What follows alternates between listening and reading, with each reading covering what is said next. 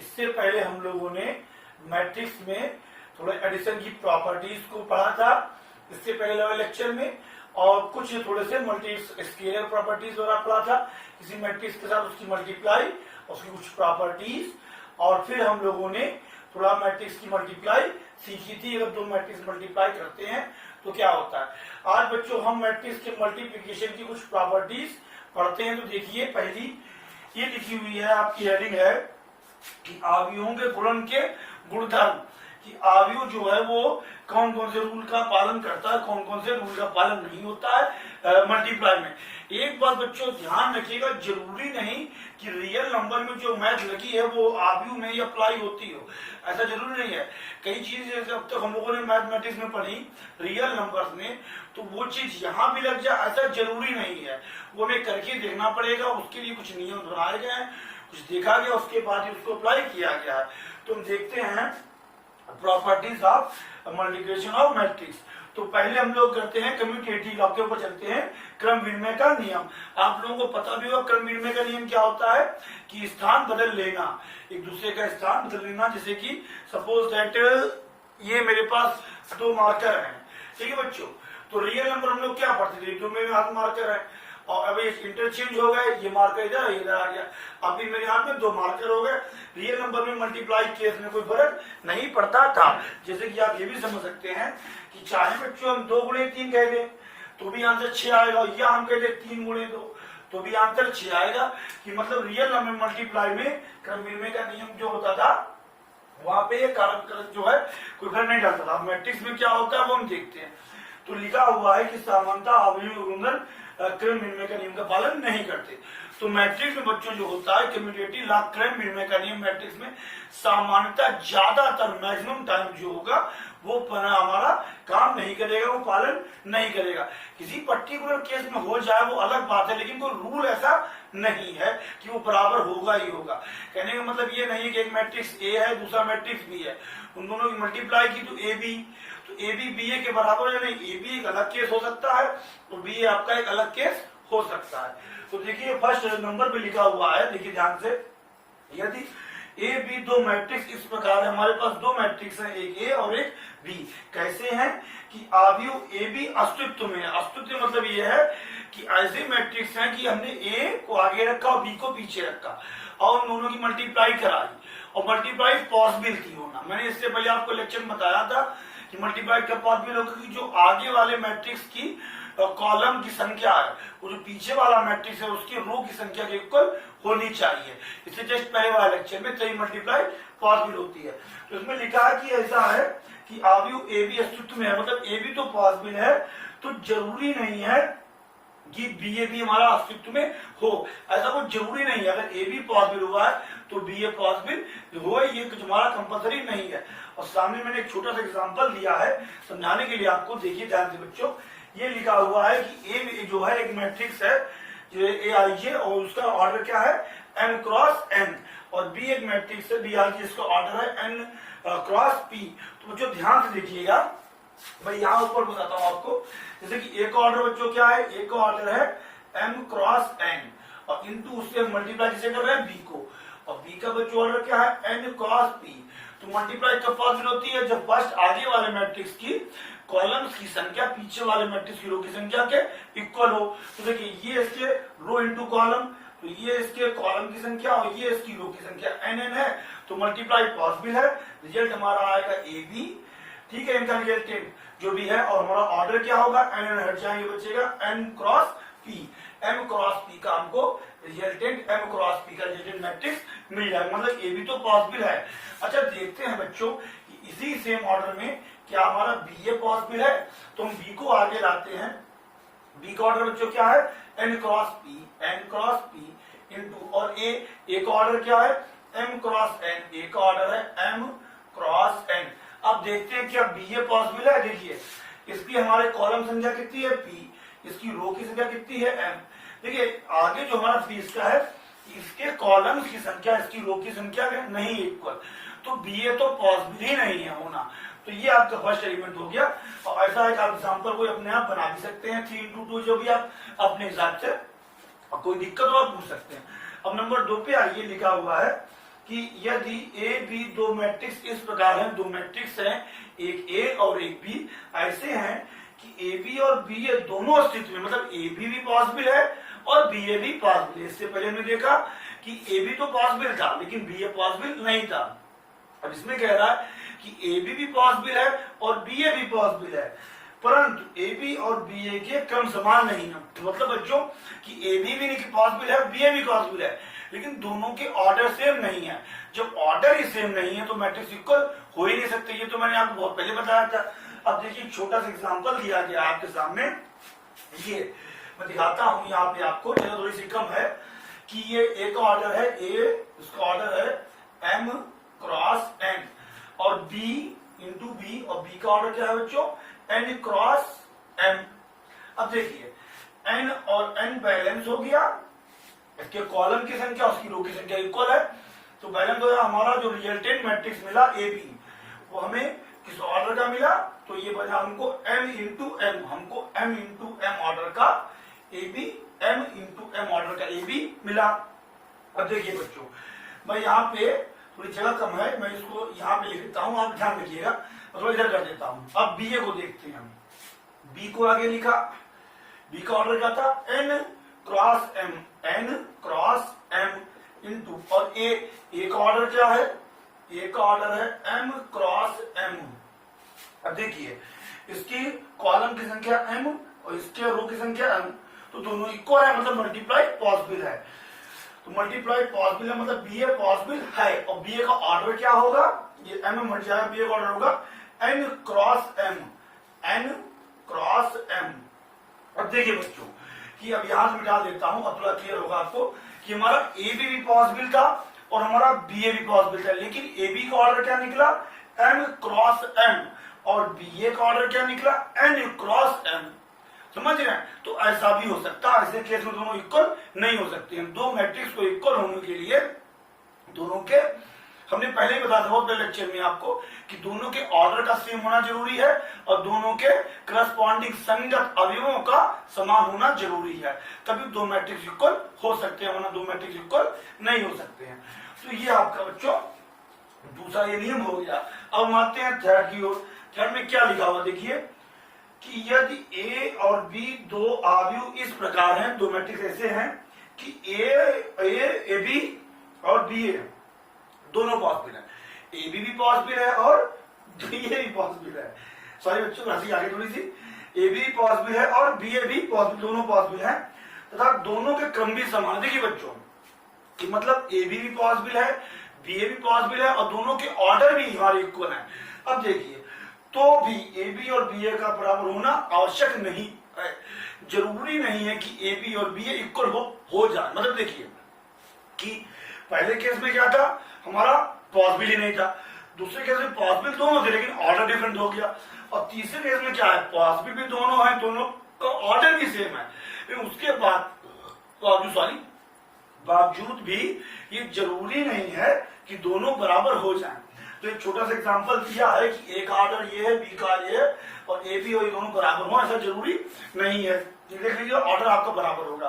और बाकी सॉरी बच्चों इस पॉइंट को समझाने के लिए और क्लेरिफाई करने के लिए मैं अभी इस बोर्ड को रब करता हूं, मैं आपको इसी के बेस पे एक छोटा सा एग्जांपल अभी देता हूं, उससे आपको देखिए बच्चों हम लोगों ने इस तीसरे पॉइंट के लिए जो आपको और क्लेरिफाई करने के लिए मैंने एक एग्जांपल आपको दिया है। एक मैट्रिक्स ए जो कि ये दिया गया, इसका ऑर्डर क्या है, दो रोज हैं और दो कॉलम। इसमें देखिए दो रोज हैं और दो कॉलम है, उसका ऑर्डर क्या हो गया 2 into 2। और एक ये मैट्रिक्स है बी जिसमें एक दो रोज है और दो कॉलम, इसका ऑर्डर हो गया 2 into 2। तो ठीक है मैं देखता हूं, मैंने यही बात यहाँ बताई भी है। तो हम लोग ए बी को देखते हैं पहले, ए बी कैलकुलेट करते हैं, ए बी। तो ए बी कैलकुलेट कर रहे हैं तो ए को लिख दिया 3051 इंटू, और बी को लिख दिया हमने 9263। हम इन दोनों के बच्चों मैट्रिक्स की मल्टीप्लाई करते हैं। तो थोड़ा सा आप लोग ऐसे कर लिया करिए कि पहले रो 1 मल्टीप्लाई करेगी कॉलम 1 को, ठीक है। देखिए तो यहाँ पे देखिए इसका ऑर्डर है 2 into 2, इसका ऑर्डर है 2 into 2, ये 2 और ये 2 बैलेंस हो जाएंगे। क्या है रिजल्टेंट मैट्रिक्स कैसा होगा 2 into 2 ऑर्डर का होगा। मैं यहाँ लिख देता हूँ रिजल्टेंट मैट्रिक्स जो आपको मिलने वाला है यहाँ पे वो 2 into 2 ऑर्डर का मिलने वाला है। ठीक है, देखिए तो पहले R1 की गुणा C1 के साथ होगी और फर्स्ट एलिमेंट को मल्टीप्लाई करेगा, सेकंड एलिमेंट सेकंड को मल्टीप्लाई करेगा, तो 3 मल्टीप्लाई करेगा 9 को 3 ने 27, ठीक है, प्लस और 0 मल्टीप्लाई करेगा 6 को तो बचेगा 0, वो बेकार मैं यहाँ नहीं लिखता हूँ, प्लस 0 बेकार, वो 27 हो गया।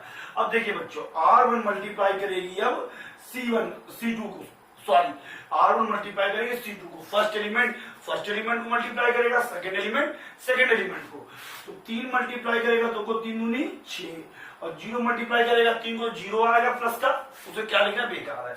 अब बच्चों आते हम लोग R1 हो गया, हम लोग चलते हैं R2 की तरफ। अब R2 मल्टीप्लाई करेगी कॉलम 1 को, ठीक है, R2 मल्टीप्लाई करेगी बच्चों कॉलम 1 को, तो वही कॉन्सेप्ट की फर्स्ट एलिमेंट को मल्टीप्लाई करेगा और सेकंड एलिमेंट को।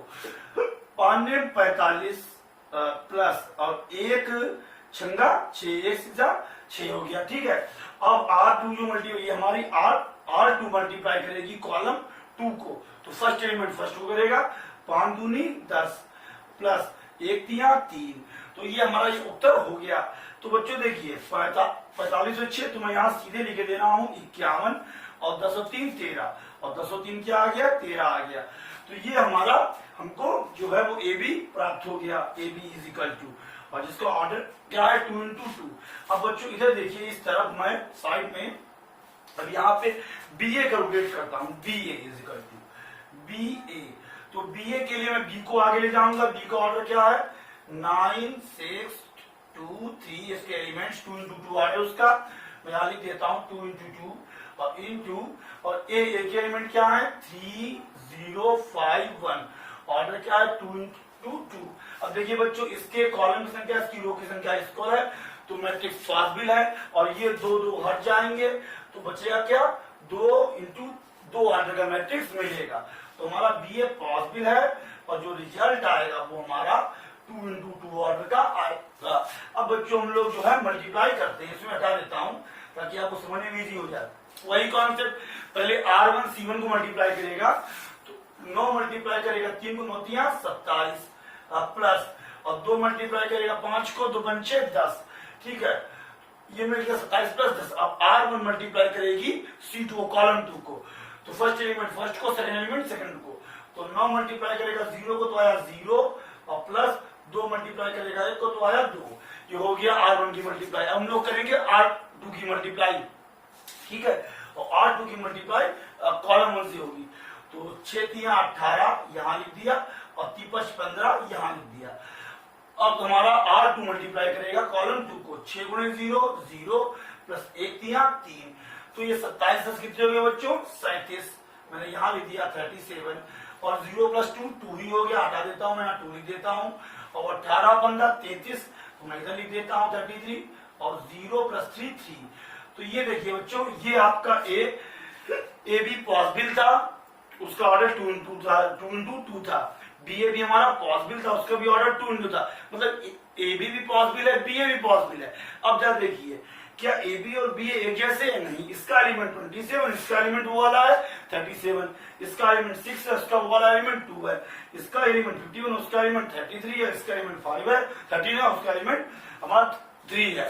तो इस प्रकार से ये आपके तीनों स्टेप हो गए। इसके बाद बच्चों हम अगली प्रॉपर्टी की तरफ चलेंगे, एसोसिएटिव। देखिए बच्चों अब हम लोग सेकेंड रूल की तरफ आ गए हैं, साक्षर नियम एसोसिएटिव लॉ। तो लिखा हुआ है कि एक ब्रैकेट में लिखा है AB into C और इज इक्वल टू ABC, लेकिन बच्चों कब, जब दोनों पक्षों की गुणा परिभाषित हो, मतलब यहाँ पे लिखा है कि साक्षर के नियम का पालन तो करता है, मतलब मैट्रिक्स जो हमारा है वो साक्षरता का पालन तो करता है, साक्षर के नियम का पालन तो करता है, लेकिन कब, जब हमारी गुणा परिभाषित हो दोनों पक्षों में, मतलब जो है ये गुणा संभव होनी चाहिए, ये गुणा हो सके, और ये गुणा अगर हो सके तो दोनों पक्ष बराबर हो सकते हैं, मतलब एसोसिएटिव लॉ का पालन करता है। छोटा सा मैंने यहाँ पे डेमो दिया आपको, यदि ABC 3 मैट्रिक्स है, A का ऑर्डर है M क्रॉस N, B का ऑर्डर है N क्रॉस P और C का ऑर्डर है P क्रॉस Q, तो लिखा अगर इस ऑर्डर के मैट्रिक्स है तो आप लोग देख लीजिएगा कि ये जो है दोनों इक्वल आएंगे, इनका आंसर जो होगा वो इक्वल आएगा इस केस में, अगर मैट्रिक्स जो है गुणा डिफाइन होती है तो। अगर तुम्हारी मल्टीप्लाई डिफाइन नहीं हो रही है, बोथ साइड में हमारी इक्वलिटी डिफाइन ही नहीं हो रही है, तो जो है वो इक्वल नहीं होंगे। तो आप देख सकते हैं ए बी के हम लोग मल्टीप्लाई करेंगे तो ए बी का ऑर्डर क्या होगा, जैसे मान लीजिए ए, यहां मैं दिखाता हूं ए का ऑर्डर क्या है m क्रॉस n और इंटू बी का ऑर्डर क्या है बच्चों n क्रॉस p है, तो दोनों मल्टीप्लाई क्या होगा, दोनों की मल्टीप्लाई हो गई ए बी और रिजल्ट हमारा क्या निकल गया ए बी का हमारा रिजल्ट ये तो हो गया इक्वल, हमारा रिजल्टेंट मैट्रिक्स बनेगा m क्रॉस p का, किसका बनेगा m क्रॉस p का, और इससे मल्टीप्लाई किया गया है c, और c का ऑर्डर क्या है बच्चों, c का ऑर्डर है p क्रॉस q।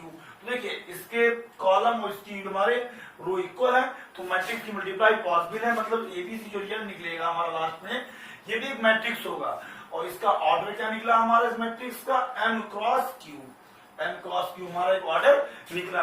अब देखिए बच्चों हम लोग इस तरफ आते हैं, तो देखिए हमारा क्या लिखा हुआ है कि a पहले bc की मल्टीप्लाई करा रही है, फिर उसकी a से मल्टीप्लाई कराई गई। तो देखिए मैं इस तरफ यहाँ लिखता हूँ, इस तरफ देखिए ए का मैं लिख देता हूँ, और ए का ऑर्डर क्या है बच्चों, ए का ऑर्डर है हमारा m क्रॉस n, और ब्रैकेट में b और c की मल्टीप्लाई कराई गई, तो b और c की मल्टीप्लाई से क्या रिजल्ट निकलेगा, देखिए बच्चों मैं यहाँ डायरेक्ट लिखता हूँ b इंटू सी, मैं यहाँ लिख देता हूँ b इंटू सी, bc की मल्टीप्लाई क्या होगी बच्चों, b का ऑर्डर है आपका b का ऑर्डर है n क्रॉस p और इंटू c का ऑर्डर क्या है बच्चों, c का ऑर्डर है p क्रॉस q। तो देखिए p और p बैलेंस हो जाएगा, हमारा bc रिजल्टेंट मैट्रिक्स आएगा, उसका ऑर्डर क्या होगा n क्रॉस q, bc का होगा n क्रॉस q, तो bc जो हमारा आएगा bc मैट्रिक्स उसका होगा n क्रॉस q। तो देखिए अब a से मल्टीप्लाई करेगी तो n और n बैलेंस हो गए, तो हमारा रिजल्टेंट हो जाएगा a b c मैट्रिक्स, और उसका ऑर्डर होगा m क्रॉस q। तो सेम बच्चों आंसर आता है, मतलब एसोसिएटी हमारी इसमें लग तो सकती है, बशर्ते हमारी दोनों तरफ बोथ साइड में हमारी इक्वलिटी डिफाइन होनी चाहिए, पॉसिबल होनी चाहिए।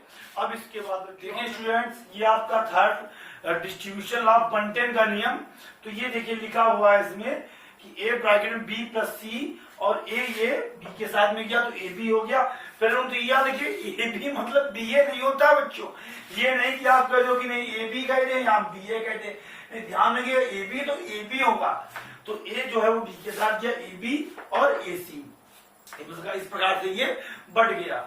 और यहाँ देखिए ये लिखा a प्लस बी और ब्रैकेट में c, सी ए के पास गया तो हो गया ए सी, सी बी के पास गया तो बी सी, ए सी का मतलब सी ए नहीं, आप ए सी का सी ए लिखे नहीं, ए सी लिखना पड़ेगा। लेकिन पिछले वाले नियम की तरह कब, जब हमारी दोनों तरफ जो हमारे परिभाषित हो, मतलब इस गुणा का होना भी संभव हो और इनका भी होना संभव हो, और जुड़ने के लिए आपको बच्चों पता ही है, जैसे यहाँ पे जुड़ रहे हैं दो मैट्रिक्स, बी भी एक मैट्रिक्स है और सी भी एक मैट्रिक्स है, दोनों मैट्रिक्स जुड़ रहे हैं। मैट्रिक्स जुड़ेंगे तभी जब सेम ऑर्डर के हों, तो बी और सी का सेम ऑर्डर का होना जरूरी है। तो यहाँ पे देखिए ए बी और बी ए सी, ये भी एक मैट्रिक्स है, ये मैट्रिक्स है, और दोनों मैट्रिक्स जुड़ रहे हैं, जुड़ेंगे तभी जब ए बी का जो ऑर्डर निकल किया वही हमारा ए सी का ऑर्डर निकल किया, क्योंकि दो मैट्रिक्स को जुड़ने के लिए उनका सेम ऑर्डर का होना जरूरी है। और यही सेम केस हमारा सेकंड स्टेटमेंट में है। अब देखिए बच्चों फर्स्ट स्टेटमेंट के लिए मैंने फॉर फर्स्ट एक छोटा सा आपको एग्जांपल दिया ऑर्डर के हिसाब से, ए का ऑर्डर n है और बी का ऑर्डर है n क्रॉस पी और सी का ऑर्डर है n क्रॉस पी, और तो इस प्रकार से आप इस बात को परिभाषित कर सकते हैं, ये हमारा नियम डिफाइन हो सकता है। मैं ज्यादा नहीं बताऊंगा, इसे आप लोग खुद करके देखिएगा, अगर कोई दिक्कत हो तो आप लोग मुझसे कंसल्ट करिएगा, ठीक है। कमेंट सेक्शन में आप लोग अपना कमेंट छोड़ दीजिए, फिर मैं आपको करके बता दूंगा। और सेकंड के लिए जो है मैंने यहाँ पे ये तीन ऑर्डर्स के दे दिए, ए का ऑर्डर और बी का ऑर्डर और सी का ऑर्डर, आप लोग खुद जो है इनको घर में करके देखिएगा। इसके बाद हम लोग बच्चों अगले चौथे टॉपिक में चलते हैं, एक्सिस्टेंस ऑफ मल्टीप्लिकेशन आइडेंटिटी की तरफ, जो आपका चौथा। देखिए बच्चों अब ये चौथा नियम रूल है आपका, existence of multiplication identity for every square matrix A. तो बच्चों वैसे तो आइडेंटिटी के बारे में आप चैप्टर रिलेशन एंड फंक्शन में ज्यादा जानेंगे, मैं मोटे मोटे तौर पे आपको बताता हूँ for every square matrix A. देखिए आइडेंटिटी मैट्रिक्स आपको याद है बच्चों, ये एक ऐसा वर्ग अवयव, आइडेंटिटी मैट्रिक्स हमेशा वर्ग अवयव होता है। आइडेंटिटी मैट्रिक्स जिसे हम लोग कहते हैं इकाई अवयव, या तो 1 गुणे 1 ऑर्डर का होगा, या तो 2 इंटू 2 ऑर्डर का होगा, या तो 3 इंटू 3 ऑर्डर का होगा। तो अगर लिखा गया है कि आई ए बराबर ए आई बराबर ए, तो इस प्रकार से ये चीज आप वेरीफाई कर जाती है, रूल हमारा लग जाता है। तो ये देखिए एग्जाम्पल भी दिया, यदि अवयव ए का क्रम m क्रॉस m है तो आई ए बराबर ए बराबर आई ए। कहने का मतलब ये है जैसे कोई मैट्रिक्स बच्चों आपने ये ले लिया, सपोज दैट ए का एक ऑर्डर है, मान लीजिए 2 0 और 0 3, ये 2 इंटू 2 ऑर्डर का है, और इसकी हम मल्टीप्लाई किसी आई से कराते हैं आई। अब आई बच्चों ध्यान रखिएगा, आई उसी ऑर्डर का होगा जिस ऑर्डर का ए है। ए का ऑर्डर 2 इंटू 2 है, तो मैं यहाँ पे बात 2 इंटू 2 ऑर्डर वाले आई की कर रहा हूँ। अगर एक ऑर्डर 3 इंटू 3 है तो ए आई का ऑर्डर भी 3 इंटू 3 होगा। तुम लोग आई 2 जो होगा 1 0 0 1, इससे मल्टीप्लाई करा देंगे जब हम। अब इन दोनों की देखिए मल्टीप्लाई कराता हूँ, ए आई निकालता हूँ। देखिए ए आई इज इक्वल टू, तो ए को रखा 2 0 0 3, और पीछे मैंने आई को रखा 1 0 0 1। इनकी मल्टीप्लाई बच्चों करते हैं तो पहले क्या होता है, रो की मल्टीप्लाई कॉलम से होती है, तो मैं यहाँ लिख देता हूँ रो इंटू कॉलम। तो 2 1 को गुणा करे क्या आएगा 2, और 0 0 गुणा करेगा 0 आएगा बेकार। अब R1 की गुणा हम लोग कॉलम से करते हैं, 2 गुणा 0 0, और 0 गुणा 1 0, तो यहाँ 0 लिख दिया। अब देखिए R2 की मल्टीप्लाई कॉलम 1 से करते हैं, 0 इंटू 1 0, और 3 इंटू 0 0, तो यहाँ 0 लिख दिया हम लोगों ने। अब देखिए बच्चों हम लोग करते हैं R2 की मल्टीप्लाई कॉलम 2 से, 0 इंटू 0 0, और 3 इंटू 1 3, तो ये हमारा रिजल्ट आ गया। अब देखिए बच्चों ये ए आई का रिजल्ट क्या है, जो हमारा ए था वही हमारा ए आई आया। अगर हम लोग ए आई का आई ए करेंगे तो भी हमारा वही रिजल्ट आएगा, रिजल्ट में कोई डिफरेंस नहीं आएगा। मैं ये चीज बताना चाह रहा हूँ कि एग्जिस्टेंस कौन सी चीज आइडेंटिटी करती है। अब इसके बाद बच्चों हम लोग 5वें क्वेश्चन की ओर बढ़ेंगे। और बच्चों याद रखिएगा, अभी आपको एक्सरसाइज 3.3 में एलिमेंट्री ऑपरेशन प्रारंभिक संख्याओं के द्वारा जो है वो ए इनवर्स फाइंड करना होगा। वहां पे ये चीज बहुत ही आपका ये 5th रूल लिखा हुआ है, यदि ए एक m क्रॉस n ऑर्डर का मैट्रिक्स है और ओ एक हमारा 0 मैट्रिक्स है, तो अब ए और ओ की जो हम लोग मल्टीप्लाई कर रहे हैं, और मल्टीप्लाई पॉसिबल भी है, मल्टीप्लाई पॉसिबल क्या उसी ऑर्डर का ओ है भी, तो जो है उनका जो उनका रिजल्ट आएगा वो 0 मैट्रिक्स ही आ जाएगा, और m क्रॉस p का ही देखो लिखा हुआ है। ठीक है बच्चों, वही हमारा 0 मैट्रिक्स आगे हो गया, ये पीछे हो गया, और मल्टीप्लाई पॉसिबल हो रही है तो उनका रिजल्ट 0 ही आ जाएगा जो कि लिखा हुआ है। या मोटे तौर पे आपको ये देखने बड़ा वो लग रहा हो तो आप सिंपल वो रियल नंबर का एक चीज समझिए, जैसे हम लोग करते हैं 5 इंटू 0 तो भी 0 आता है, या 0 इंटू 5 तब भी 0 आता है। मैं उसी चीज को यहाँ कहना चाह रहा हूँ कि मैट्रिक्स में ये चीज वेरीफाई कर जाएगी कि ये है कि 0 से मल्टीप्लाई हमने किया तो भी 0 आया, और 0 आगे हो गया, और 0 मैट्रिक्स और कोई मैट्रिक्स ए पीछे हो गया, और मल्टीप्लाई पॉसिबल है मैट्रिक्स की तो भी रिजल्ट 0 आया। मेरा यही कहने का इसमें मतलब है, ऐसी कोई इसमें दिक्कत वाली बात नहीं है, आप लोग इसको उतार लीजिएगा। अब देखिए बच्चों ये आपका 6th रूल निल्सन का लॉ लिखा हुआ है, कैंसिलेशन लॉ, निल्सन का लॉ या कैंसिलेशन लॉ लिखा हुआ है। तो देखिए लिखा है कि यह अवयवों का गुणन समानता निल्सन का नियम का पालन नहीं करता है। मैक्सिमम टाइम ऐसा है कि अवयव पालन नहीं करेगा इस रूल का, मैनी टाइम्स। और अवयव ए बी सी लिए दिया गया, जैसे 3 अवयव मैट्रिक्स है और ए बी बराबर AC है, ये दिया गया है कि AB और AC इक्वल है, तो इसका मतलब और A जो है वो 0 के इक्वल नहीं है, A हमारा 0 के इक्वल नहीं है। तो इसका मतलब ये नहीं है बच्चों कि आप A काट देंगे, इसका ये मतलब नहीं कि आपने A काट दिए और कह दिया कि नहीं B बराबर C, ऐसा नहीं हो सकता है। मैं फिर आपको बता रहा हूं, ये आप लोग याद रखिए, हम लोग जब रियल नंबर से पढ़ते थे कहीं पे लिखा हो कि x y बराबर 2x आ जाए इस प्रकार से, तो हम लोग x और x को कैंसिल आउट कर दिया करते तो y बराबर 2 हो जाता था। ठीक है, तो इस प्रकार से वो रूल यहाँ पे हमारा काम नहीं करता, कैंसिलेशन लॉ हमारा काम नहीं करता है। ठीक है, तो इस प्रकार से बच्चों ये आपका 6 टॉपिक हो गया है, 6 टॉपिक का 6 रूल हो चुका है। अब हम लोग बच्चों ये आपका 7वां टॉपिक लिखा हुआ है रूल कि 2 अवयवों ए बी के 2 मैट्रिक्स अगर ए बी हैं और वो इस प्रकार की स्थितियां हो सकती है, किस प्रकार की कि पहला मैट्रिक्स ए हमारा वो भी 0 नहीं है और दूसरा मैट्रिक्स बी वो भी हमारा 0 नहीं है। लेकिन अगर हमने उन दोनों की गुणा की ए बी की तो ए बी हमारा 0 निकल आया। जबकि हम उनका ऑर्डर चेंज करते, बी को आगे लाते, ए को पीछे करते हैं, तब उनकी मल्टीप्लाई करते हैं तो बी ए भी 0 नहीं है। तो ऐसा भी हो सकता है। और दूसरे चेक में लिखा हुआ है कि ए बी हमारा 0 नहीं है मैट्रिक्स, बी मैट्रिक्स भी हमारा 0 नहीं है, लेकिन ए बी निकाला वो हमारा 0 निकला, बी ए भी हमारा 0 है। ऐसा भी हो सकता है। बच्चों जनरली होता क्या, हम लोगों ने जैसे कि अब तक पढ़ा है या हम लोग करते थे जब फैक्टर्स करते थे, मान लीजिए ऐसे आता था x-2 और x+3 बराबर 0, 10th में याद किए तो हम लोग कहते थे कि इसकी और इसकी प्रोडक्ट जो है वो 0 आया है। तो इसका मतलब है या तो ये 0 हम लोग रखते थे इफ x-2 = 0 x बराबर 2, या तो ये 0 है। और ये हम लोग ऐसे करते थे इफ x+3 = 0 तो x बराबर 3, x बराबर -3 सॉरी x बराबर -3। तो ऐसे हम लोग 10th में कई फैक्टर किए थे। तुम लोग बराबर 0 के लिए फैक्टर निकाला करते थे, क्योंकि वो रियल नंबर का कॉन्सेप्ट लोग यूज करते थे कि अगर दो लोगों की मल्टीप्लाई हो रही है और वो रिजल्ट 0 आ रहा है, अगर दो लोगों की मल्टीप्लाई हुई और उनका रिजल्ट 0 आ गया तो इसका मतलब है या तो पहला वाला 0 है या तो दूसरा वाला 0 है। वरना आप ही बताइए दो लोगों की मल्टीप्लाई हुई और रिजल्ट 0 कैसे आ सकता है, किस केस में आ सकता है? तो आप खुद सोचिए, विचार कीजिए कि दो लोगों की मल्टीप्लाई हो रही है, दो नंबर्स हैं, सपोज की उनकी मल्टीप्लाई हुई और रिजल्ट 0 आ गया। 0 किस केस में आ सकता है, या तो पहला वाला 0 या तो दूसरा वाला 0।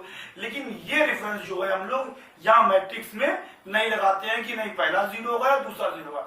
मैट्रिक्स में कभी कभी ना तो पहला मैट्रिक्स 0 होता है और ना ही दूसरा मैट्रिक्स 0 होता है, लेकिन उनका प्रोडक्ट जो आता है वो कभी कभी 0 निकल आता है। तो उसका हम ये रेफरेंस में निकालेंगे कि ए 0 है या बी 0 है। और नीचे देखिए बच्चों ने लिखा भी है कि अगर ए बी = 0 मतलब दो मैट्रिक्स ए और बी उनका प्रोडक्ट किया 0 निकल आया, तो इसका ये मीन नहीं है कि ए 0 है या बी 0 है।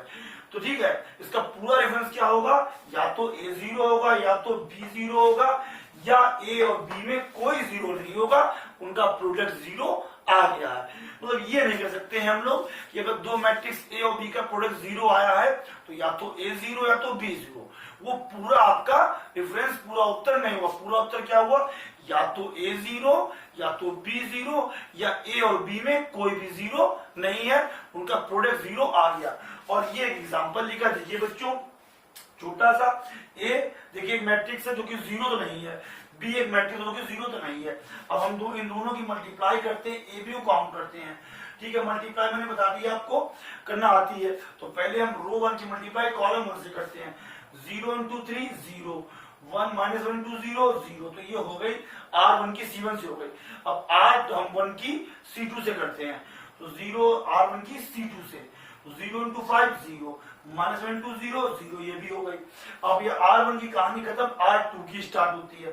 तो R2 की मल्टीप्लाई करते हैं कॉलम 1 से, 0 × 3 0, 2 × 0 0, तो ये 0 आ गया यहाँ पे भी।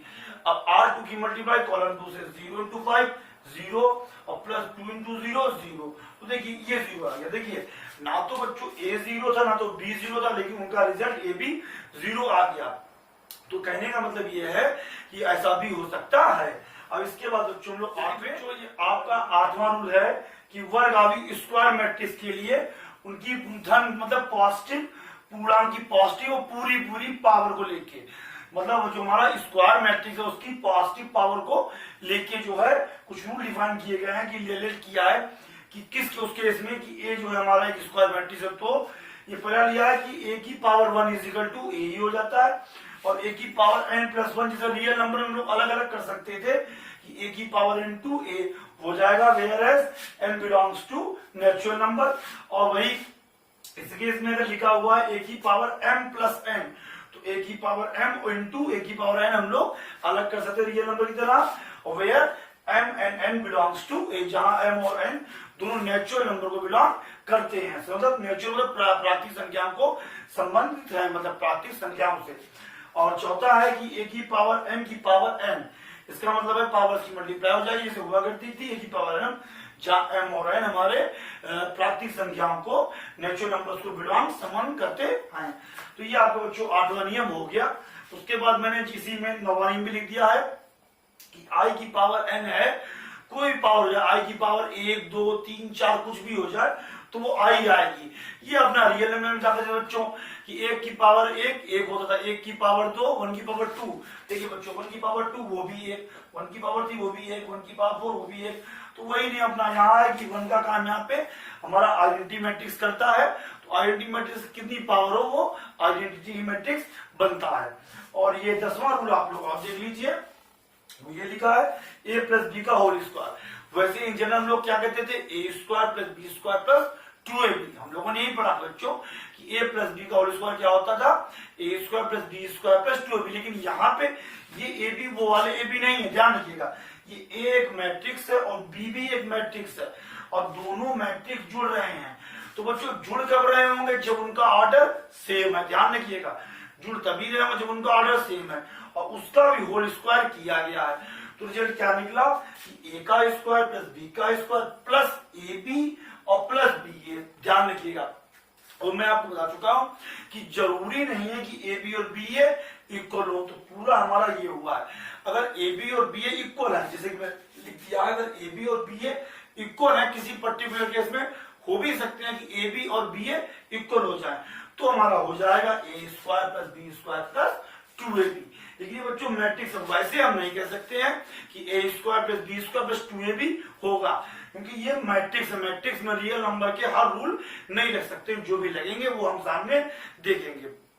अब बच्चों इस प्रकार से मैंने आपको मल्टीप्लिकेशन के जितने भी रूल थे वो सब लिखा दिए। इसके बाद बच्चों अब वीडियो की लेंथ काफी बढ़ रही है तो मैं इसको यहीं पे एंड करता हूं। नेक्स्ट वीडियो में मैं आपको, जैसे सोचा तो इसी वीडियो में था कि मैं आपको एक्सरसाइज 3.2 लगवा दूं, लेकिन ये वीडियो काफी लंबा हो गया है।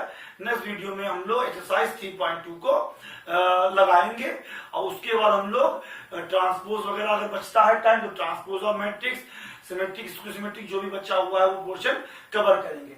तो बच्चों नेक्स्ट वीडियो में लोग मिलते हैं एक्सरसाइज 3.2 के।